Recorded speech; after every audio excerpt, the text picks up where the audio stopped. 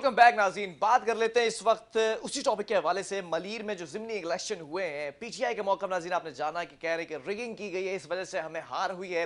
और दूसरा मौक़िफ़ ये भी अपनाया गया पीटीआई की जानिब से कि हमारे एमपीएस को हरासा किया जा रहा है और धमकियां दी जा रही हैं कि नामालूम अफराद के नाम पर जो एफआईआर कटी है उसके अंदर मुख्तलिफ कॉल्स आ रही हैं और कहा जा रहा है कि आपकी गिरफ्तारी भी हो सकती है। जैसे कि अभी बताया मैंने आपको कि एक पीटीआई के रहनुमा है, उनको सिंध हाई कोर्ट के बाहर से गिरफ्तार कर लिया गया है। अभी हमें ज्वाइन कर चुके हैं पीपल्स पार्टी की जानिब से सरदार नजाकत साहब। सरदार साहब बहुत शुक्रिया, हमेशा प्रोग्राम का हिस्सा बनते हैं। ये बताएं, इस इलेक्शन को मलीर की जो नशिस्त पर पीएस 88 पर इलेक्शन हुए कैसा देखते हैं? तमाम सिनेरियो के बाद गिरफ्तारियां भी हुई, उसके बाद जमानत भी हुई, 2 रोजा जिस्मानी रिमांड पर भी ले जाया गया, फिर एक और कारकुन को भी जो रहनुमा है उनको भी गिरफ्तार कर लिया गया, और फिर आप एक तरफ आपकी जीत। कैसा लग रहा है सब कुछ? देखिए, पहली बात तो ये कि जीत जो हुई है वो तो आपको पता है कि मेरे ख्याल में जब भी ट्रांसपेरेंट अगर कराची के अंदर इलेक्शन होगा तो वो पाकिस्तान पीपल्स पार्टी पहले नंबर पे होगी और तहरीक इंसाफ तीसरे या चौथे नंबर पे आएगी। ये ठीक तो है। बिल्कुल मलीर के इलेक्शन से और सांगड़ के इलेक्शन से वाज़ेह हो गया है कि पीटीआई की कोई वर्थ नहीं है जब तक इनके सिलेक्टर इनको सिलेक्ट नहीं करवाते। और इनको इनका आरटीएस सिस्टम अगर जब तक चलता रहेगा, अगर वो बैठ जाएगा तो ये जीत जाएंगे, अगर नहीं बैठेगा, सारे इलेक्शन कमीशन अगर अच्छे तरीके से इलेक्शन करवाएगा तो इनका तीसरा या चौथा नंबर ही आएगा। जी और पीपल्स पार्टी पूरे पाकिस्तान से इतने ही मार्जिन से जीतेगी अगर ट्रांसपेरेंट इलेक्शन हो। जी। दूसरी आरटीए बात ये कि हाँ, दूसरी सिस्टम सिस्टम अगर नहीं बैठेगा तो पीपल्स पार्टी जीतेगी, और अगर इस तरह से देखें, लड़ाई झगड़े अगर होंगे, अगर गिरफ्तारियां होंगी, ट्रांसपेरेंट देखें, अगर तो भी पीपल्स पार्टी जीतेगी। राउंड फिगर में मेरी स्टेटमेंट सुन लें कि जी। अगर अगर ट्रांसपेरेंट इलेक्शन होगा हाँ। तो फिर पाकिस्तान पीपल्स पार्टी पहले नंबर पे आएगी और तहरीक इंसाफ चौथे या पांचवें या तीसरे नंबर पे आएगी। ये अच्छा। पूरे मैं बिल्कुल आपको बिल्कुल ये मलीर के इलेक्शन से हाँ।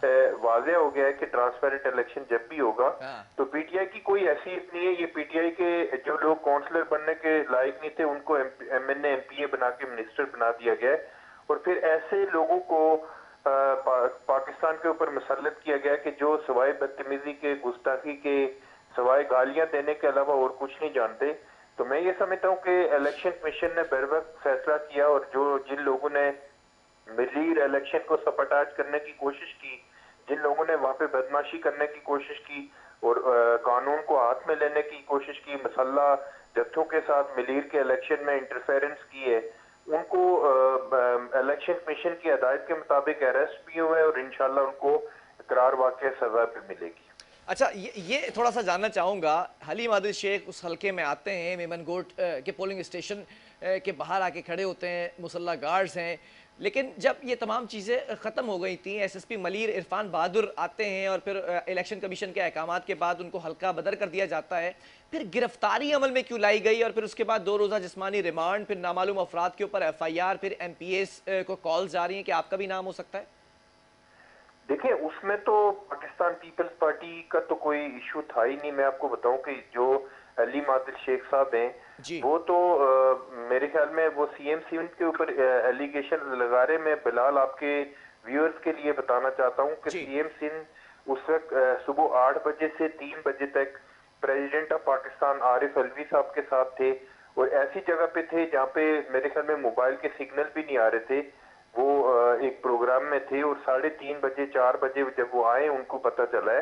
ये सारी चीजें जितनी हुई है ये इलेक्शन कमीशन की डायरेक्शन पे हुई है। इलेक्शन कमीशन की जो हदायत थी वो सिंध पुलिस को ज़ाहिर है उसके ऊपर इम्प्लीमेंटेशन होना था।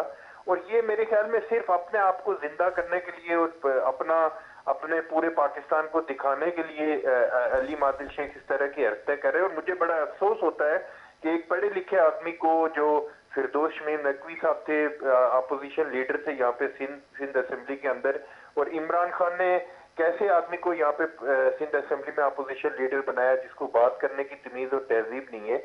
और फिर जिस तरह की लैंग्वेज वो इस्तेमाल करते हैं, मेरे ख्याल में पूरे पाकिस्तान के लिए शर्म की बात है कि अली आदिल शेख जैसा आदमी यहाँ पे सिंध में अपोजिशन लीडर है और फिरदौस मीर नकवी साहब जो इंजीनियर है, पढ़े लिखे आदमी है, उनको हटा के ऐसे शख्स को opposition leader of the opposition बनाया गया है। और मैं बिल्कुल आपको इंश्योर कर रहा हूँ कि जितनी कार्रवाइयां हो रही हैं कानून के मुताबिक हो रही हैं।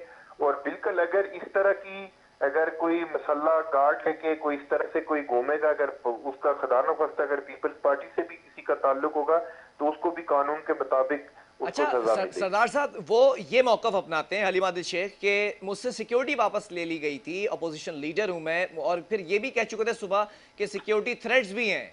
इन तमाम चीजों के बाद वो कह रहे हैं कि मैं मुसल्ला गार्ड लेकर नहीं जाऊंगा अपने पर्सनल प्राइवेट कंपनीज के गार्ड्स, तो फिर कैसे जाऊंगा? और वही हुआ, हमला हुआ, गाड़ी पर फायर भी हुए। मेरे ख्याल में अली आदिल शेख इतने इम्पोर्टेंट नहीं है कि उनको कोई सिक्योरिटी थ्रेट्स होंगी, सब बजाय सवाए इसके कि वो sir opposition leader Sindh assembly सुन है, लेना, अपोजिशन लीडर है यार सर। मेरी सुन ले, अपोजिशन लीडर हैं लेकिन उस तरह के कोई उनको थ्रेट्स नहीं है। नहीं, यहाँ पे ये जुमला थोड़ा सा सुन मुझे लेना, अगर हजम नहीं हो सवाल रहा किया सर। बिलाल तो सुन ले, यहाँ पे हमारी लॉ इन्फोर्समेंट एजेंसी हाँ। की सारी रिपोर्ट्स भी होती हैं, कोई ऐसी रिपोर्ट्स भी नहीं थी, लेकिन मैं आपको बताऊं कि जो उनकी उनकी उनको जो कानून के मुताबिक सिक्योरिटी मिलनी है या दी जाती है वो आज भी उनके पास है। ये सिर्फ वो तो कह रहे हैं ले ली गई है सिक्योरिटी। नहीं, ये गलत बयानी कर रहे हैं। फिर बाकी अगर इतनी इंपॉर्टेंट शख्सियत नहीं है, फिर हमला कैसे हुआ? गाड़ी पर फायर कैसे हुआ? तो शुक्र है कि बुलेट प्रूफ गाड़ी थी। देखिए, फायर जो है वो सारे इनके जो मसल्ला दहशतगर्द थे, जी। उन लोगों की फायरिंग की वजह से ही इनकी गाड़ी के ऊपर एक बुलेट आके लगा है। बाकी किसी ने, पीपल्स पार्टी के किसी बंदे ने कोई फायर नहीं तो इसकी तहकीकात होनी चाहिए ना कि कौन सी जो है वो गोली खोल जो मिले होंगे वहां से, कौन से वेपन से चली है गोली? वो सारे खोल मीडिया ने दिखाए। वो हमारे जो कराची डिवीजन के जनरल सेक्रेटरी हैं जावेद नागौरी साहब, उन्होंने वो तमाम मीडिया को वो खोल दिए। अभी भी हमारे पास वो खोल मौजूद है, कुछ पुलिस के पास भी है, कुछ हमारे जावेद नागौरी साहब के पास भी है। अगर कोई फॉरेंसिक टेस्ट करवाना चाहता है तो हम हाजिर हैं इसके लिए।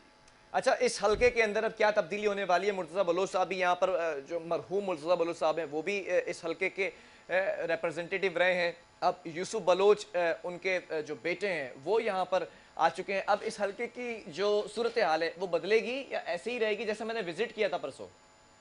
देखें, हल्के की सूरत हाल, आज भी आप भी प्रोग्राम में थे, मैं भी प्रोग्राम में था, तो कोई ऐसी सूरत हाल तो नहीं है कि वहाँ पे रोड भी अच्छे बने हुए, सारी चीजें बेहतर है और मजीद बेहतर काम करने की जरूरत है। हेल्थ सेक्टर में मजीद काम करने की जरूरत है, पानी के हवाले से, बाकी सेवरेज के हवाले से बेहतर है। आप हल्के का विजिट करें। आज chairman Pakistan peoples party Bilawal Bhutto Zardari साहब मलीर गए हुए थे, आप भी उस प्रोग्राम में मौजूद थे, मैं भी उस प्रोग्राम में था।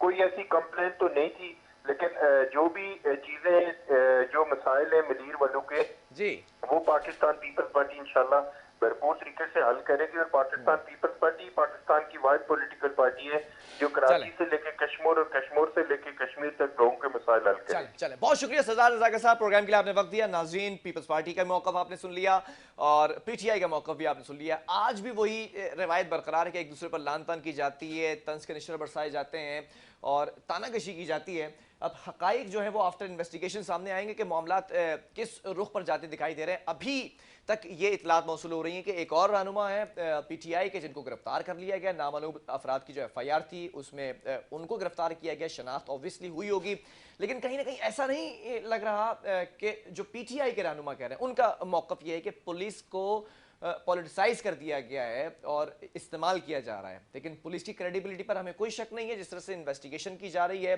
जिस तरह से काम किया गया। अब ये मामलात आगे जाके देखे जाएंगे कि आया इस इलेक्शन को चैलेंज किया जाता है पीटीआई की जानिब से या इसी तरह मामला चलते रहेंगे। प्रोग्राम का वक्त खत्म हुआ, आपके फीडबैक का मैं मुंतज़िर हूँ। अपना फीडबैक मुझे ज़रूर पहुँचाना। जब तक के लिए बिलाल खान और मेरी पूरी टीम को दीजिए इजाज़त। अल्लाह हाफ़िज़।